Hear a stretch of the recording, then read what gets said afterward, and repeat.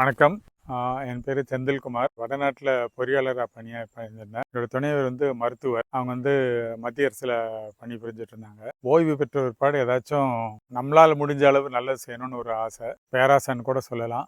இங்கே 2010 வாங்கிட்டு வந்தோம். அப்பையிலேருந்து இயற்கை விவசாயம் பண்ணிட்டு இருந்தோம். இப்போ ஒரு 10 விதமான நெல் வகைகள் போட்டிருக்கோம். கருப்பு கவுனி, காட்டியானம், மாப்பிள சம்பா, வாசன ஜீர சம்பா, இலுப்பப்பூ சம்பா, கருங்குருவாய், ஆத்தூர் கிச்சிலி சம்பா, தூயமல்லி இதெல்லாம் போட்டிருக்கோம். சவால்கள்னு பார்க்க போனோம்னா, ஆரம்பத்தில் இந்த மண் வளம் கூடுறதுக்கு நேரம் ஆறுது. மண் வளம் மாறியாச்சு. போன வருஷம் வரைக்கும் நாங்கள் ஜஸ்ட்டு பிரேக் ஈவன் தான். இந்த வருஷம் நல்லா இருக்கும்னு எதிர்பார்த்துட்டு இருக்கோம்.